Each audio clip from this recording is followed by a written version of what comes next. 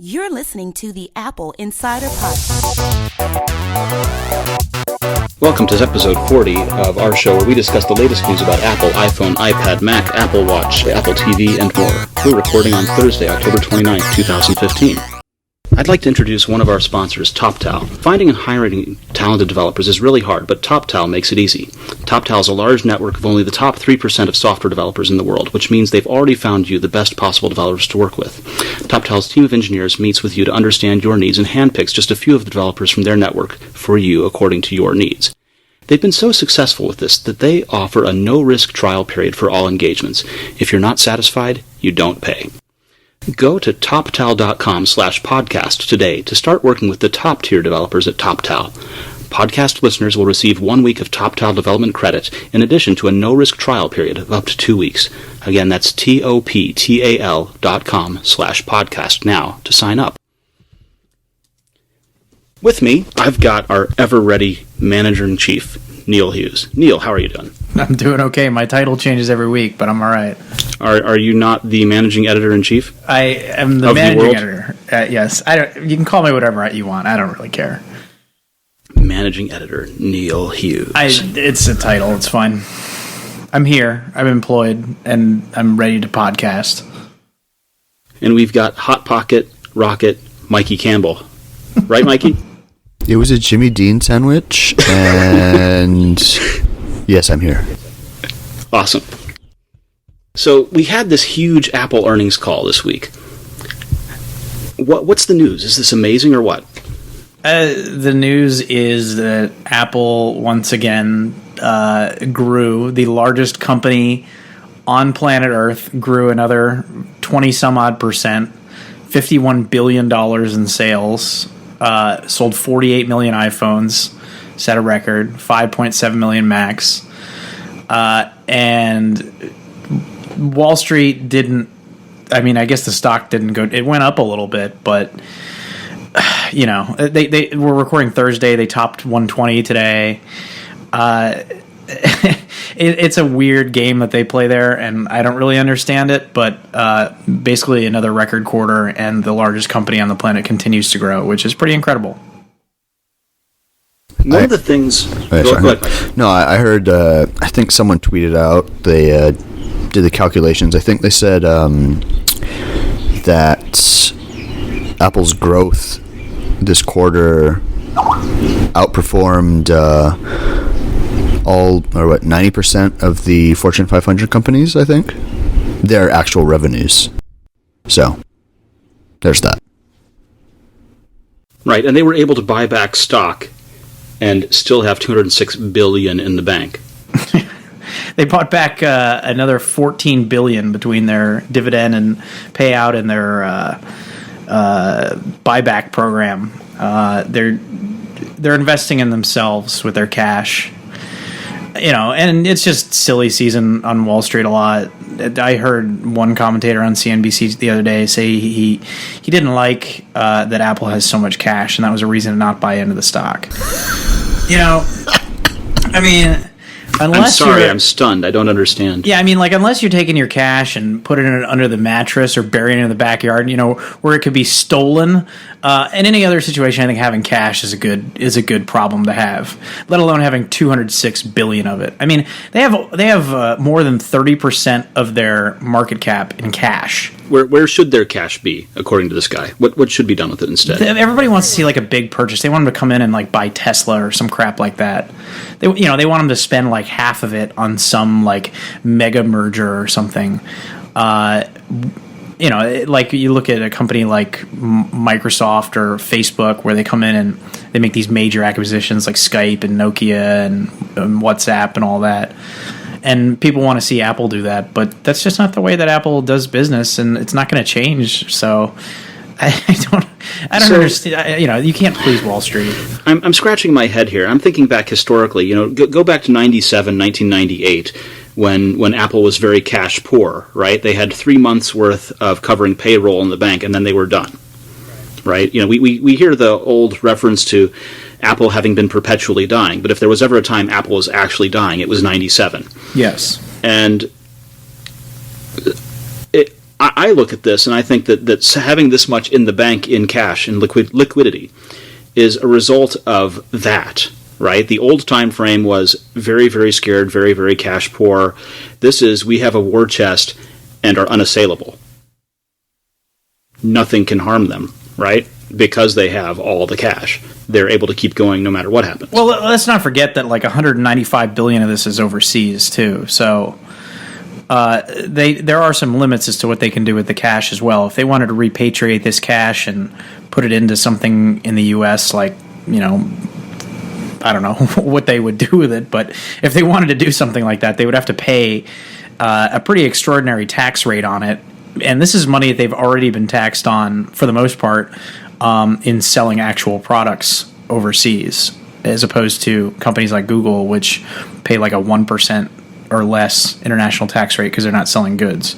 Right. So let me ask. I mean, if you've got cash in banks that are not in the U.S., you can't repatriate it necessarily, but you can certainly use it to pay for things. Well, you could if you want to pay like 30%. Right. But if you want to use it to pay for things like production in China, you can pay out of your cash reserves from non-U.S. sources. Oh, yeah. But I mean, right?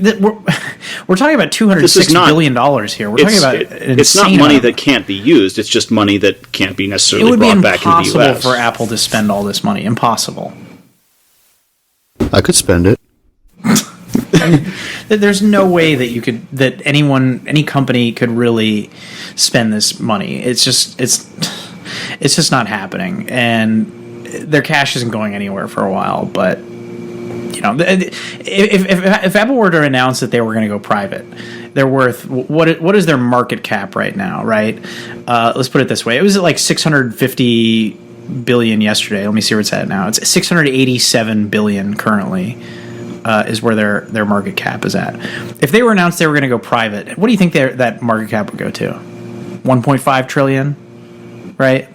Like, what's this company really worth? You know, it's games on Wall Street. If they were trading at the same multiples that a company like Amazon is trading at, I mean, Apple makes more money in 1 quarter of existence than Amazon has made in the entire corporate history of the company. Well, I mean, wait. They're going to start making money soon, okay? It's all about the potential. Why do you think that? I don't. I mean, Mikey, do you like your Fire Phone? How's your Fire Phone doing these days, Mikey? Tim Cook makes more money on a bathroom break than Jeff Bezos has made in his entire existence. True. Right, and there's a mental image I didn't really need, but thank you, Neil. It's just true. I mean, each company, especially these large ones, are graded on their own reality on Wall Street, and that's just the way it is. And Apple they want to see a growth story. And Wall Street is getting a growth story, but the expectations are higher. And so now the concern is, maybe they won't grow iPhone sales in December because the 6S isn't as impressive as the 6 was in terms of variation from the previous model. So Tim Cook had to, on the annual call this week, actually come out and say, we are going to sell more iPhones this December quarter than we did last December quarter. Like, he had to reassure Wall Street and say, the growth is still going to happen this next quarter. We're pretty confident. So, but I'm glad you brought that up, because one of the other articles we published was about the number of Android switchers that are now iPhone buyers. Right? So the idea is that on the call, it was revealed that Android switchers accounted for 30% of iPhone buyers. Right. That's huge. Yeah, and that's just how do they know that that's the case? Is that just the ones that used the Apple's migrate from Android to iPhone app? I don't think all 30% used that to I'm switch sure they over. have their own internal research and either stuff that like or that. carrier information sharing. I'm not sure, but I think. Well, I mean, Cook said a couple times, as per growth. He was talking about the installed base. A lot of them, as for iPhones, still haven't upgraded yet, and they're maybe, due for an upgrade in the coming months. So, as for the 6S sales, it should grow. Because most of the 6S sales didn't count. How many weeks was it that it was on sale during the quarter? It was Like it a went on week sale with, I think, or something? No, less than a week left on the quarter. The quarter ended on the 26th, I think. Yeah. So I think, And it went on sale, the 24th or something? So it was a very short amount of time. yeah. So I mean, I think there's probably a lot of room for growth, especially, I mean, in China, and Android upgraders are factoring in as well. So I mean, they have a lot of different sources of people jumping on board, not counting the people that are already on board that have yet to upgrade. So with like a 97% retention rate or something. The iOS is Android very upgrading sticky. thing is just interesting to me. Why? Well, so if 30% of iPhone purchases come from Android switchers, this feels like bad news for Samsung and bad news for Google. If cost-conscious consumers, right, the people that buy the Android device because they think an iPhone is expensive, are willing to pay the $400 more for an iPhone. Okay, maybe it's more like $200 if we're thinking about like what the real cost of the device is as opposed to the average cost. That's a big deal that people are willing to put that much more into it. Yeah. But I mean, look at Samsung's earnings. I think you can already see that that's going on. This is not surprising. The writing's been on the wall for the last year since the 6 came out. Yeah, I mean, Apple's been playing down market for a while now, and with the new Apple, I mean the iPhone, perpetual upgrade program, that's a pretty big one too. Once that expands and gets going, I think we'll see a lot more switchers. Here's one thing that I wonder. I was one of those people that was convinced that they would just axe the 6 and the 6 Plus like they did with the 5 when the 5S came out, because they didn't want sell another phone that looked identical to it. I wonder if they kept that around they saw this trend with people from Android switching, and they saw an addressable market at a lower price point with a larger phone and said, what if we get the 6 down and the 6 Plus down that extra $100? How much more of Android could we eat away at? I wonder if that's the strategy there, and they're perfectly content to sell 2 phones or 4 phones essentially that look identical to one another, just because it's just going to eat away more Android market share and continue their growth. The question becomes, would it have been as successful or be as successful going forward if they were to have axed the 6 and just launched a new 6C or something like that? Well, I don't know, but I mean, they already have all of the manufacturing in place, right? I mean, the supply chain's there already. If you can add on top of that the 6S, then why not? In hindsight, the 5C is just a weird phone. Yeah.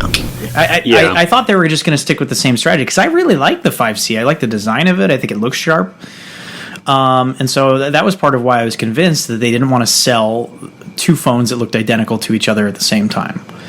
And you look at last year's lineup, it's the 6 with the larger screens, the 5S with the metal body and the smaller screens, and the 5C with the plastic body. Right. So the 5C didn't have Touch ID, and the 5C therefore didn't have Apple Pay. Well, that's why I'm saying you kill the 5C, you move the 5S down to free, and then you do what they did in 2013, and you kill the 6, and then put a 6C there. That's what I thought they were going to do. But the 6 Plus, I mean, I personally know someone who upgraded from a 4S to a 6 Plus. But not a 6S Plus. But not a 6S Plus. Right. And the reason was expense.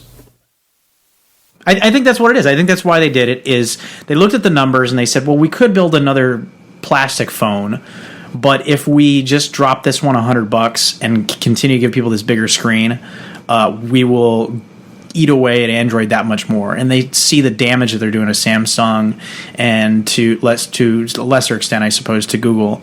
And they say, let's just keep going for it. And I feel like they're in like full attack mode now. And I think this 30% switcher is evidence of that. I think that now that they have this bigger phone and it's appealing to those consumers that were leaning toward Android, I think you're seeing the plan, a best laid plan, work pretty well in this case. I agree. Now, what about the iPad? So what was funny is nobody really cares about the iPad anymore, especially on Wall Street, because it's not growing. And so, like we were talking about earlier, all Wall Street cares about is growth. That's all they care about. So the iPad dropped another 20% or whatever, and they didn't even when they did the conference call with analysts, none of the analysts asked about the iPad. And at some point, I wrote an article about this because I just thought it was so funny. Tim Cook kind of stood up and he's like, "Hey, how come nobody's asking about the iPad?" And then he went on to explain that the iPad plays an instrumental role in attracting new people, not only to the tablet market as their first tablet, but also to the Apple ecosystem, and especially in emerging markets. So one of the stats that Tim Cook threw out was that in China, 40% of those people who bought an iPad had never owned an Apple product before. So for a lot of our listeners, I'm sure, are familiar with the so-called Apple halo effect. Back in the day, it was people buying iPods were more likely to buy Macs. Then it became people buying iPhones were more likely to buy Macs. Well, now you can just see it with any of Apple's products. People buying iPads might be more likely to buy iPhones, might be more likely to buy Macs, might be more likely to buy anything in the ecosystem because they all tightly tie together. So the other stat that Tim threw out was for 68% of iPad buyers in China, it's their first tablet. So people that are new to the tablet market and getting their first tablet are going for iPad.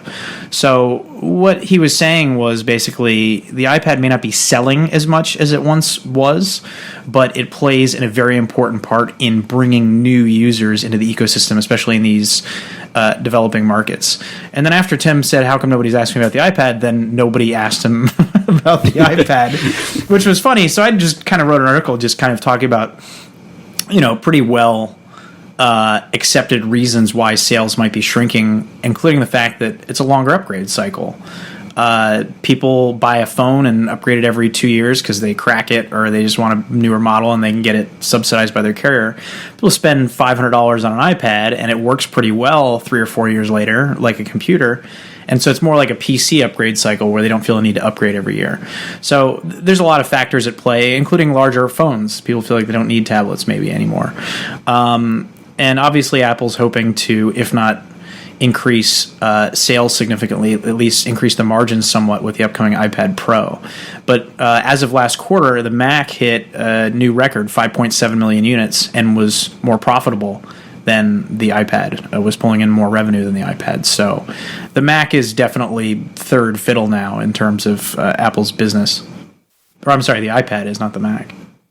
We talked a lot about investing, and Realty Shares is sponsoring the podcast this week. You work hard for your money, so you should get a solid return on your investments without doing a lot of work. You should check out Realty Shares at realtyshares.com/AppleInsider. Realty Shares is an online real estate marketplace that lets you invest in a private real estate investment and vetted by investment professionals. You can invest as little as $1,000 in different transactions, diversify your risk, and participate in both short and long-term investments. To learn more and join thousands of other successful investors, visit realtyshare.com/AppleInsider. So, Neil, you ordered an Apple TV. I did. Has it shipped? No. Thanks for rubbing it in, though. Hey, Mikey, you ordered an Apple TV. I did. Has it shipped? I live in Hawaii, so I'm used to this, and no, it hasn't. Neil, you paid for expedited shipping, right? You paid for overnight. Yes, I did. When do you expect to actually get it? If the Apple Watch is any indication, about a month after its launches. Dang. I mean, no. It says my delivery window is Friday to next Tuesday or something like that. But I have to write a review for this product, presumably. So hopefully Friday, so I can work on it over the weekend. Because otherwise I might have a problem. Otherwise, I will get very mad at you, Neil. Very mad. I will be very cross. I will be cross. Or you could just go down to the store, buy it, and return the one that you get in the mail. Yeah, am I going to get my $20 expedited shipping back? No. But this is my confession, guys. I talked for a long while on this podcast about how I was not going to get one, that 149 was way too much more than 99 or 69. You're weak, Victor. You're weak. Neil, I'm weak. I'm a weak human being. I am frail and I am weak, and I apologize. I apologize to you guys, and I apologize to our listeners. I am caving. I am going to buy. Which one? You have to dig just how weak I am, aren't you? Okay. I'm going to buy the 64 gig, $199. But are you getting the remote strap? Interesting question about the remote strap. I hadn't considered that. I was thinking about getting Griffin makes a number of cases that I have on all the kids' iPads. I have the Griffin Survivor cases on the iPads, and I have a Griffin Survivor on the wife's iPhone. Uh-huh. And they're making a Griffin Survivor jacket for the remote. Of course they are. And I'm thinking about getting that. Can you buy a second remote for this thing? Yeah, you can, but How much is it?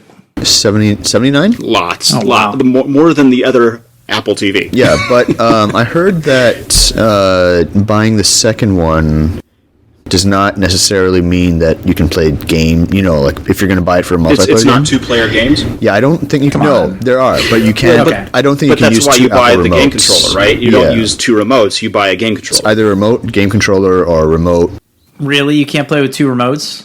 I'm not sure. That's what some devs were saying, but I'm not really sure about. Oh my goodness. I mean, there's no technical reason for it not to be able to, right? I mean, it's just another Bluetooth device. I guess, but I mean, What's the max number of controllers you can connect? Is it only 2? I don't know. That's a good question. Neil, how many MFI controllers do you have on hand right now? You got a Logitech, you got a Moga, you got a I don't have a Mad Logitech. Cats. I don't have a Logitech. Okay, so you got a Moga and you got a Mad Cats, because I sent you the Mad Cats. What else do you have? That's it. I have those 2.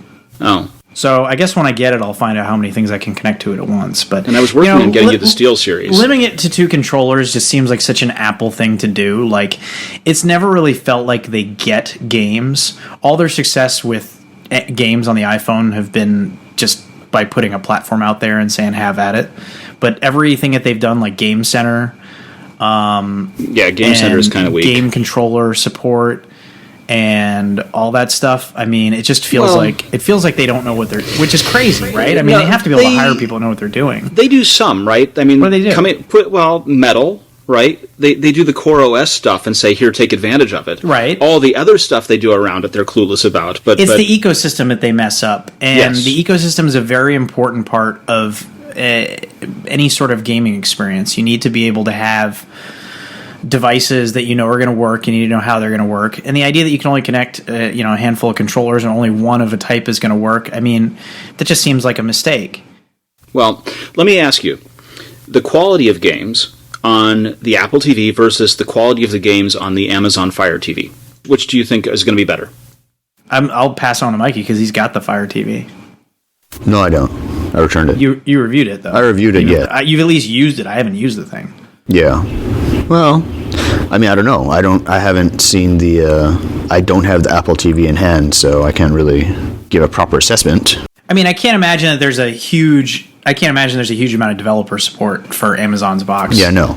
I seriously doubt it. I mean, considering you can not port over your iOS app, but I mean, it's not as hard to adapting your app, your existing game app, from iOS to the tvOS target is not a big leap. Plus, I mean, developers will also have that added incentive of having a built-in audience, since you can, since your customers can re-download your app on tvOS that you downloaded on iPhone or something. Right, they can let you know that you've got our iPhone app. By the way, we're now compatible with tvOS. I'm going to make a couple of predictions here. I'm going to say that the vast majority of stuff on the Apple TV is going to be junk, just like the vast majority of apps anywhere are junk. There are going to be a handful of interesting, cool, original, new games for the Apple TV, just by the nature of it being Apple and developers being first to embrace the platform. And the final thing I will say is, it may take a few years, it may only take a few months, but at some point, Apple is going to have to rescind their insane controller policies for this device and allow games that just support complex controllers that are bought as an accessory, and allow 2 remotes to connect and play at once, allow 4 players at once, that kind of stuff. And I think some of those things are clear that that's going to happen. It's just a matter of which happens first and what it takes to get there. Well, like I have a Wii U, right? And I love the Wii U. not everybody loves the Wii U because it has this weird proprietary controller that comes with it, and you can only use one with the device. So Nintendo, which for many years has placed the emphasis on multiplayer at games in the house and kind of stuff like that, not playing online, it has this weird thing where there are all these games for the Wii U where one person gets the tablet and everybody else gets a different controller because you can only connect one tablet. And for a lot of the games, it works fine. It's actually really fun, but it's confusing for new players. They don't understand how or why you need all these different controllers. And it seems like Apple's setting themselves up for some sort of weird, frustrating situation like that. But I don't think that they care. I don't think that they care that much about the games on this thing. I just feel like it's one of those things that they throw in there like, oh yeah, it'll play games. Yeah, sure. Move on. Well, with the Fire TV box, the updated one they announced a couple of weeks ago, they sold it in a couple of different variations, right? They sold it as the Fire TV box, they sold it as the stick, they sold it with the remote, and if you bought the gaming edition of it, you'd think that you'd get the remote and the game controller for your extra money you were adding on top, but no, they just gave you the game controller and said, oh, that's your remote, which was really obnoxious. I had a friend who bought it and ended up returning it to Amazon because he thought that sucked, and he thought the games all sucked. Well, yes. So now he's looking at the Apple TV. It's going to take a little while for interesting stuff to end up on the Apple TV anyhow. The Apple Watch did not launch with great apps. The iPad did not launch with great apps. The iPhone did not launch with great apps. It takes time. It's probably going to be like about a similar curve as the iPad was when it first came out, I feel. Let me ask a different question, and this is also a future prediction, speculative question. We had the last generation of Apple TV for about 3 years without updates. What do you think the update cycle looks like for the newest Apple TV? Are we going to get a fresh one every year? Are we going to get a fresh one every couple of years? How long is my 200 going to last here? I feel like they can do with a every other year cycle, I feel, unless something crazy happens in the world of 4K TVs and they suddenly drop down to $500 for some reason. But as it stands now, the hardware is not a limiting factor for them. So I mean, they can fix all the problems that the reviewers had with it through... Except for 4K. Yeah, no. Well, yeah, I mean, like I said, unless 4K gets... Everyone starts getting 4K TVs, which is... I don't see that happening. The only streaming device that supports 4K right now is the Roku, isn't it? The Roku. Yeah. And who has the bandwidth for it? I do. No, well, lucky you. And you can get 4K content on YouTube. They have some stuff on Netflix. Fine, care. Yeah. I just don't care. I don't. Is there any 4K on Hulu? You know where the most 4K content is? Porn. On people's iPhone 6S's. That's where it is right now. Apple has sold more 4K cameras in the last month than have been sold in the existence of 4K cameras. So there we go. That's the main reason that it's weird that the Apple TV doesn't have 4K. Because now they have 2 iMacs that run 4K or up, and they have 2 iPhone models that shoot 4K video. So the Apple TV should support 4K just by nature of that. The fact that it doesn't is a weird thing. It's a weird decision. And so to answer your question, Victor, how often do they upgrade this thing? I would be inclined to say not that often, because I don't, like I was saying about the gaming stuff, I still don't feel like they're like super invested in this. I just feel like they're kind of half into it, you know? But the fact that they specifically left out pretty obvious things that you have to know are going to be coming in a future model like 4K, leave the door open for them to update next year. Yeah, I mean, they have to make the next update a compelling one, something that you need to buy, and leaving out a key feature that some people have now, but most don't, I think is a good idea. And plus, you cut down on cost, I guess. Yeah. I mean, adding 4K is in wide distribution right now, and maybe it's not after Thanksgiving. We could see what happens with Black Friday and TV sales. And with the way that iOS and now tvOS work, this isn't going to be like, a new Xbox coming out every 5 years or whatever, and all of your games no longer work. All this software that gets released is going to be compatible with future devices and previous generation past devices. They can just make them slightly more powerful every year. And it's all built on the same architecture. So I don't think an annual upgrade cycle would piss off that many consumers, honestly. I think that they could do it. The question just becomes, how much do they care?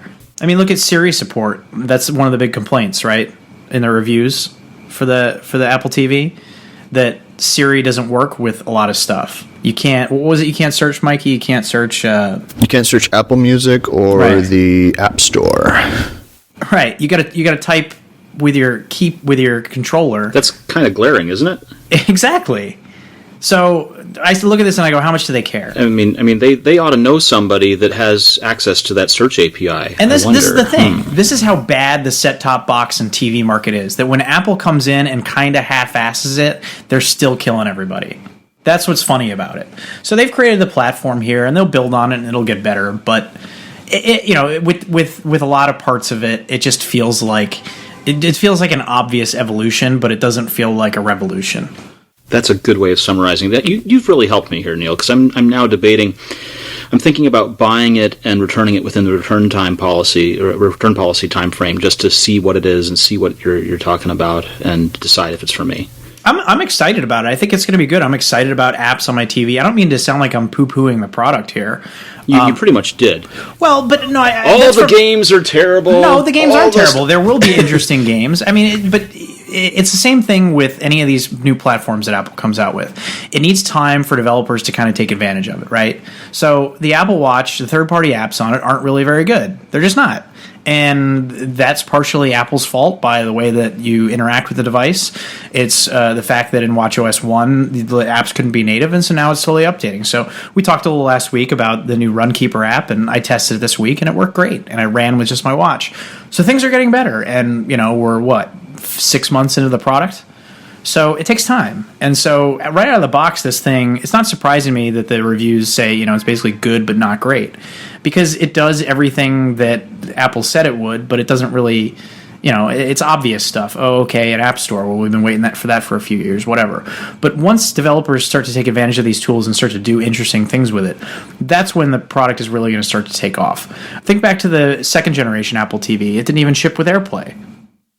They had to wait like 4 or 5 months to do a software update to add AirPlay to it. And if you ask me, AirPlay is the most interesting feature on the Apple TV to this day.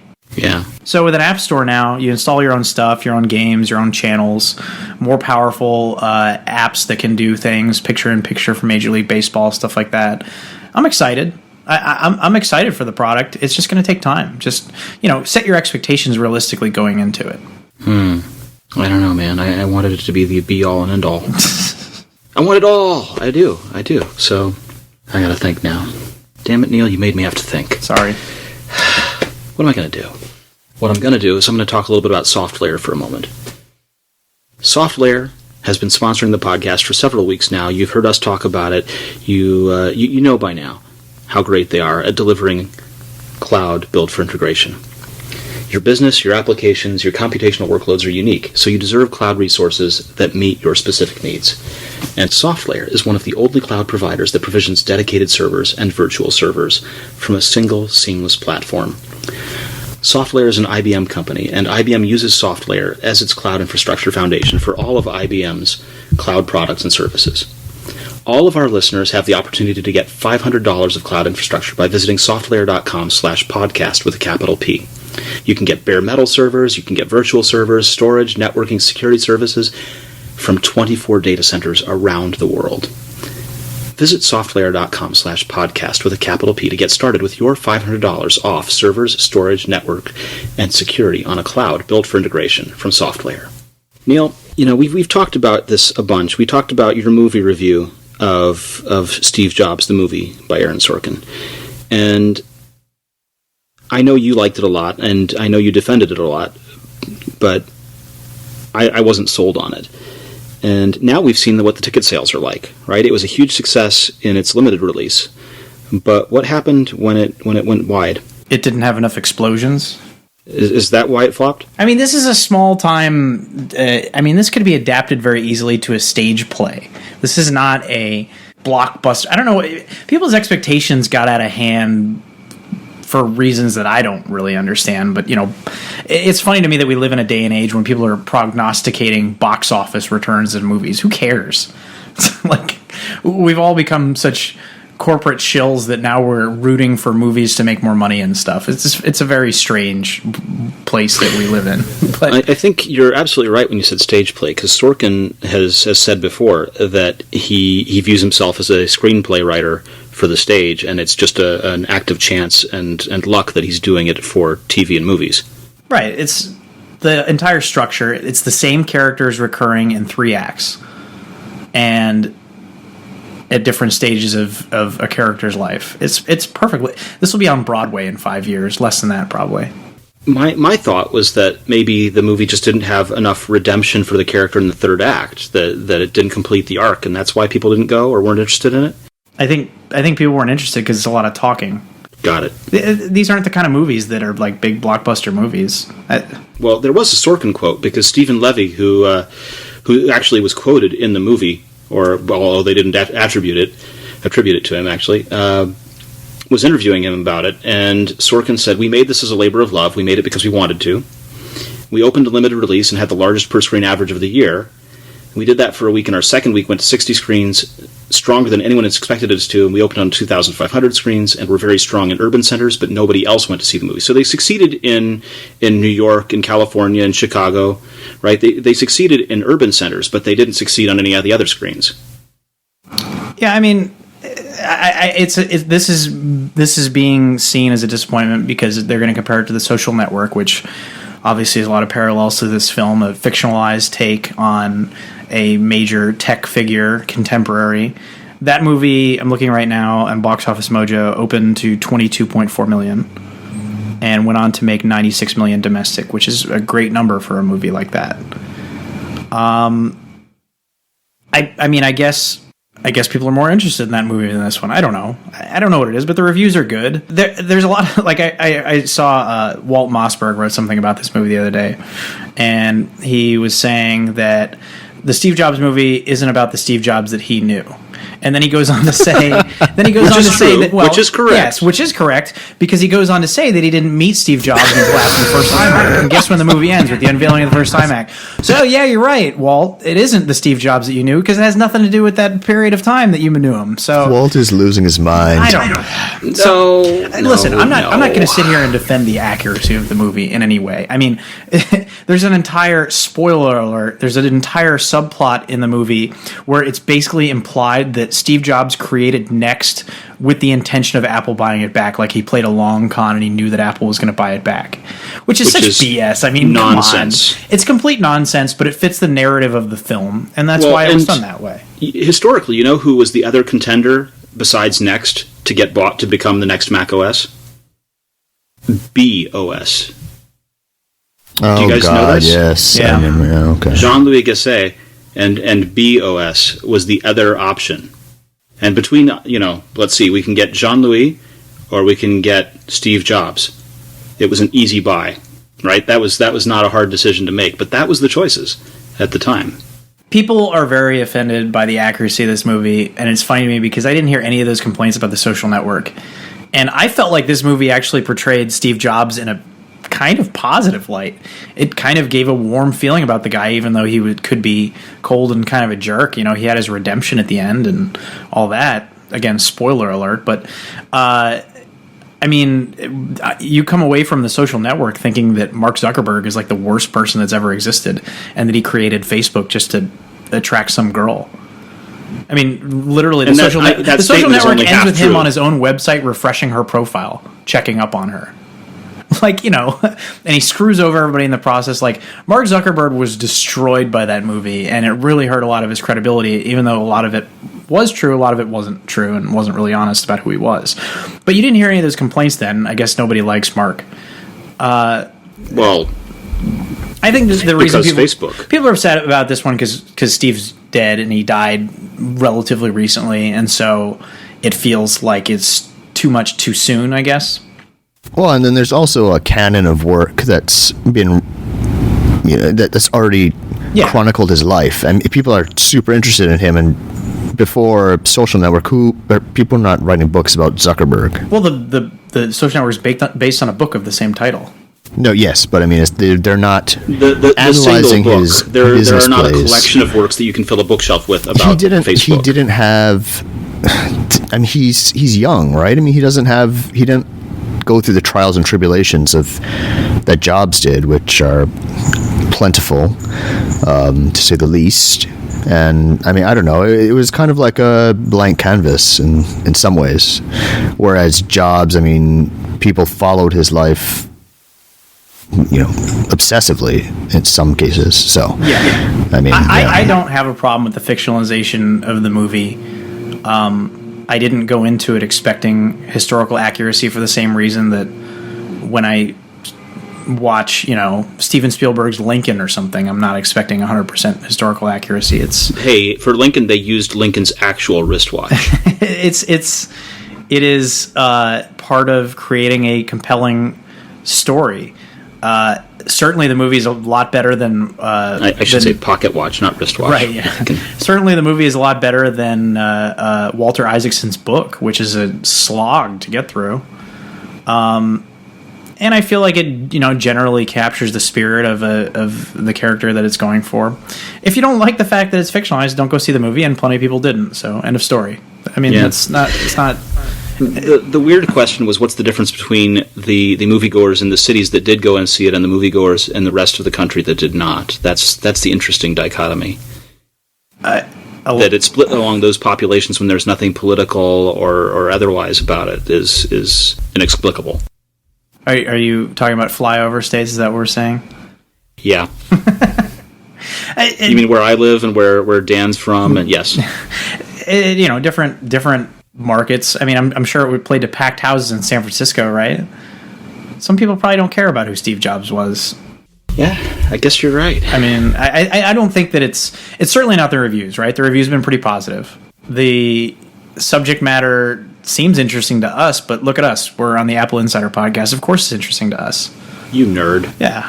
I think that really it doesn't come down to, you can try to dice it however you want. The marketing, the structure of the film, whatever, didn't connect with audiences. But at the end of the day, people weren't interested in the subject matter. I don't know why that is. Let's talk about something that I'm really interested in. I'm really interested in the Apple Car project, the Project Titan that we've been covering for a while.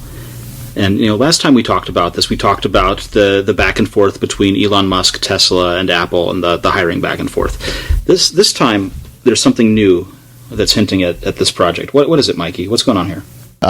So Apple hired, Recode found that Apple hired NVIDIA's director of AI research, and he was working on autonomous vehicles. There's a video of him working. I mean, NVIDIA is known for their, PC GPUs and all that good stuff. And Apple has in the past used NVIDIA products, but most people don't know that they also have a decent AI lab going on, and they're doing a lot of work in the self-driving vehicle space. So they created a GPU system that can process a whole bunch of imagery from onboard cameras and basically do what Tesla's autopilot mode does on a variety of different vehicles. So they hired one of the guys who was in charge of that operation, I think this month in October. So I don't know, suggests something is in the works. 5 years from now, Apple Car self-driving, you think? I don't know. 5 years is kind of soon. I mean, that's what people are saying, but it seems a little too soon for a car. I'm not sure, though. I mean, if they partner with somebody, sure. If they partner with BMW or if they partner with Fiat or whoever wants to do it, then sure. I mean, they can roll it out. They can roll it out maybe in a couple of years if they wanted to. But I think they're going to take... maybe they're going to wait and see what happens with Tesla, keep doing their own stuff on the side, and build up a decent technical foundation, and then maybe we'll see a production model. Okay, so Neil, you had something you wanted to say. This is barely related, but I wanted to bring it up just because this is funny. So when you work in the field that we work in, you get a lot of emails from public relations people who have so-called experts that they want to pimp out to you. Yes. Well, no, they don't want to pimp them out. They want you to would you please get on a call and take comments from? Yeah, they want to. So they're looking to promote some business, and so some person hires a PR person to reach out to news organizations to get them to comment on stuff and stories. So, like, if you're looking for a source for a story. So I got one today that made me laugh out loud. The email title was, "Could self-driving cars woo millennials back to the traveling sales lifestyle?" Wait, what? Wait. Self-driving cars are going to woo millennials. Yes. Lure them, as it were. Into traveling sales. Door-to-door vacuum salesman? I guess so. Tupperware sales are going to go through the roof once this takes off. Well, Tupperware was always parties. It was the door-to-door vacuum Kirby or Rainbow guy that was... So you're going to use the self-driving car to knock on a door and... Ma'am, may I sell you a Roomba? I want to sell you a self-driving vacuum cleaner from my self-driving car. What are they thinking? What is that? It was one of the weirdest pitches I've ever seen. I could not believe that one. Well, we've talked before about whether or not millennials are interested in actually getting driving licenses or buying cars. Well, of course they are, because they still have to drive a car.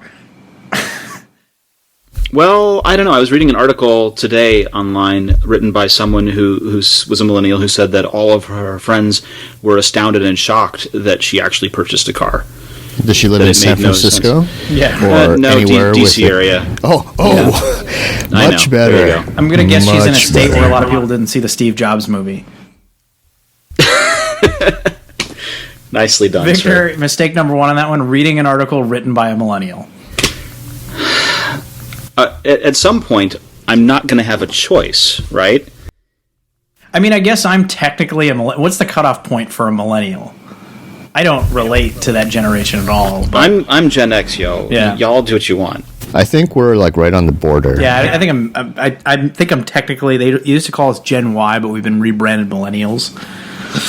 I think I do Gen not Y self-identify with that group. Is Gen Y still Gen Y and millennials come after Gen Y, or did you really get rebranded? No, I think it's it was rebranded as It's a rebranding, Yeah. if you know what I mean.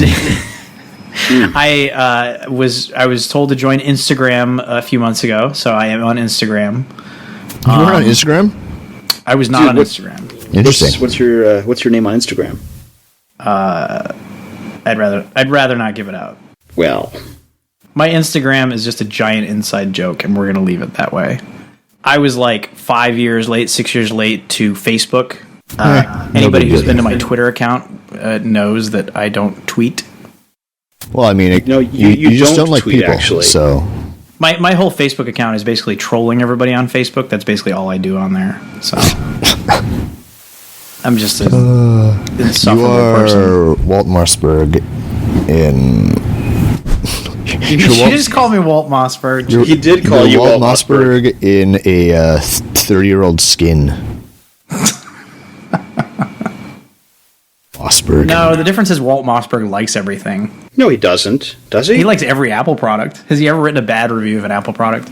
He has. Which one? I can't recall, but I recall that Steve Jobs threw a giant fit about it. It might have been. Oh yes, it was. iCloud, it was. right? Before it was called iCloud. Yeah, Mobile Me. Mobile Me. Mm-hmm.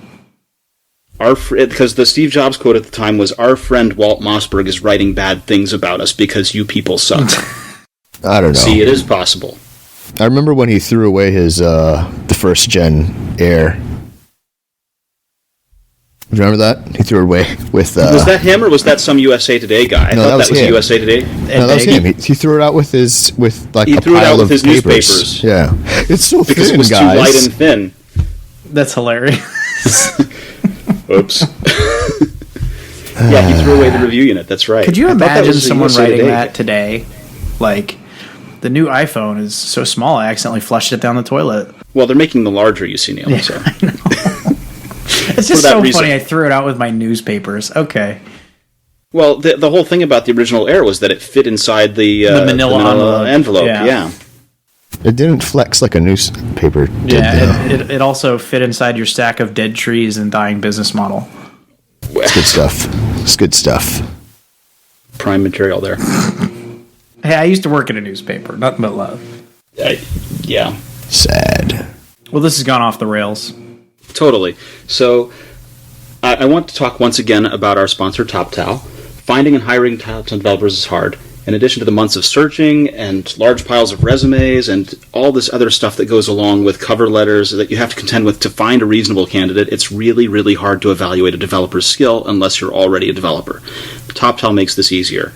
Large network of the top 3% of software developers in the world, and to be accepted, applicants must go through an intense screening process that tests for technical expertise, problem-solving ability, communication skills, and more. And they only accept 3% of everyone who applies. That's how discerning they are. TopTal's team of engineers meets with you to understand your needs and handpicks just a few developers from their network for you according to your needs. Once you interview a developer, you can start working with them on a full-time or part-time or hourly basis for as long as you need.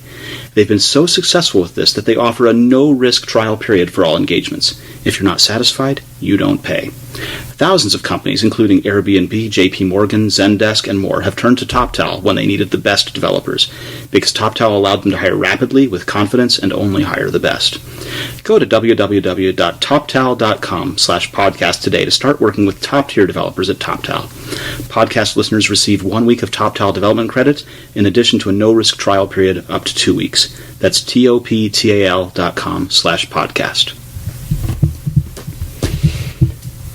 Well, it wouldn't be an Apple Insider podcast without a discussion of someone's lawsuit. I know, that was a lovely groan. So, Wi-Fi Assist was a feature introduced in iOS 9. First of all, explain for everyone here, what does Wi-Fi Assist do as a feature? What's the point of it? Neil, you live in New York. You've got Wi-Fi all around you. What is Wi-Fi Assist supposed to do for you when everything works right? Well, Wi-Fi Assist is for example, if I'm walking down the street and my iPhone automatically connects to a AT&T retail store or a Starbucks or something like that, and it runs like crap, I'm not stuck with my phone just not working. And so in theory, your phone will detect that you're on a weak Wi-Fi network, you have bad signal, whatever, and it will fall back on the LTE network, which is stronger and offers more regular connection. The problem with this is it's turned on by default in iOS 9 with no indication that this is on. And so people with smaller data plans on their phone may not, if they don't understand the indicator in the top left where it shows Wi-Fi and then a little LTE next to it, they may not understand that they're actually using their mobile data plan. And so I guess some people had presumably bad Wi-Fi at home or something, and so their phone kept defaulting to LTE and then ended up going over on their data plan. And now a class action lawsuit over this issue has been brought against Apple, claiming that this shouldn't have been on by default, or they should have better explained it to consumers.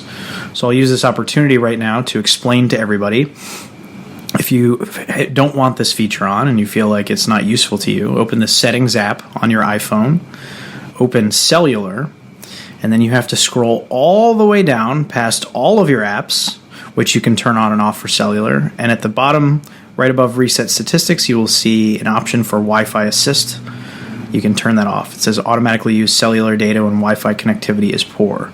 So, there are a lot of frivolous lawsuits that are filed, and certainly this one is easy enough to fix by flipping a switch. But to be fair to the people filing the lawsuit, not only is it not clear that this feature is turned on when you install iOS 9, but it is also buried in the settings to turn this off.